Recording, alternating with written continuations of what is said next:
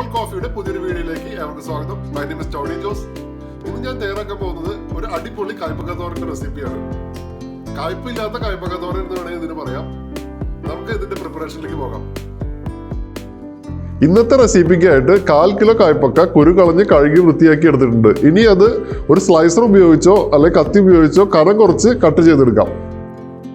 ഒരു പാൻ ചൂടാവുമ്പോൾ അതിലേക്ക് 1 table spoon cooking oil ചേർക്കാം.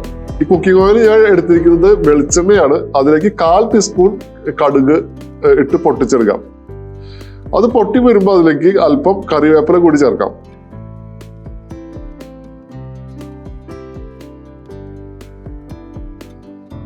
അതോടൊപ്പം 2-3 പച്ചമുളക് നെടുകെ കീറിയതും 1 സവാള സ്ലൈസ് ചെയ്തതും കൂടി ചേർത്ത് നല്ലതുപോലെ വഴറ്റിയെടുക്കാം. സവാള എളുപ്പം വഴന്ന് കിട്ടുന്നതിനായിട്ട് അല്പം ഉപ്പും ഒരു 1/4 ടീസ്പൂൺ മഞ്ഞൾപ്പൊടി കൂടി ചേർക്കാം.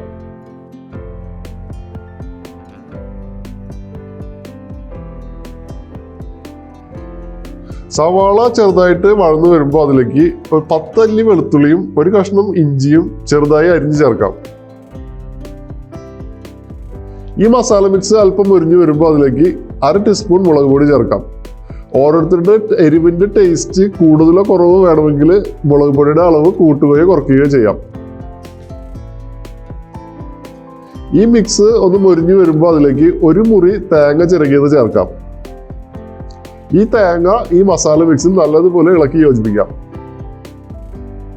പാവക്ക 20 മിനിറ്റ് നേരം ഉപ്പും വിനാഗിരും ചേർത്ത വെള്ളത്തിൽ ഇട്ട് വെച്ച് അതിനുശേഷം നല്ലതുപോലെ കഴുകി എടുത്തിട്ട് വേണം കട്ട് ചെയ്യാൻ. കട്ട് ചെയ്തതിന് ശേഷം പിന്നെ ഈ പാവക്ക കഴുകാൻ പാടില്ല. അങ്ങനെ കഴുകി കഴിഞ്ഞാൽ അതിന്റെ വൈറ്റമിൻസ് എല്ലാം നഷ്ടപ്പെടും. ഇനി ഈ പാവക്ക ഈ മസാലയിൽ ചേർത്ത് നല്ലതുപോലെ മിക്സ് ചെയ്യാം.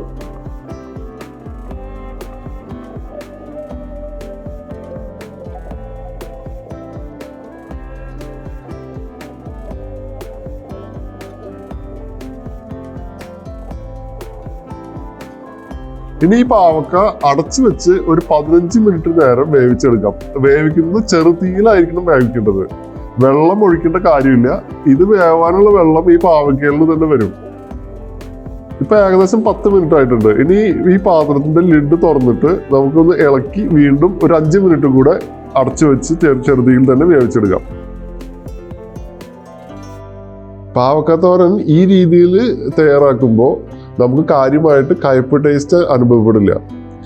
പക്ഷെ അതിൽ വെള്ളം ചേർത്ത് വേവിച്ചെടുക്കുമ്പോൾ ഈ പാവക്ക തോരന് കയ്പ് കൂടുതലായിട്ട് അനുഭവപ്പെടും. ഏറ്റവും കുറഞ്ഞ തീയിലായിരിക്കണം ഇത് വേവിച്ചെടുക്കേണ്ടത്. പിന്നെ പാത്രത്തിന്റെ അടിവശം കരിയണില്ല എന്നുള്ളത് നമ്മൾ ഉറപ്പുവരുത്തണം. ഇപ്പൊ ഏറ്റവും സിമ്പിളായിട്ട് തയ്യാറാക്കിയ ഈ പാവക്ക തോരൻ റെഡിയായി. ഈ കയ്പക്ക തോരന്റെ റെസിപ്പി എല്ലാവർക്കും ഇഷ്ടപ്പെട്ട് കാണുമെന്ന് വിചാരിക്കുന്നു. നിങ്ങളുടെ അഭിപ്രായങ്ങളും നിർദ്ദേശങ്ങളും താഴെ കമന്റ് ബോക്സിൽ അറിയിക്കുക. ഇനി മറ്റൊരു വീഡിയോയുമായി കാണുന്നവരേക്കും ബൈ.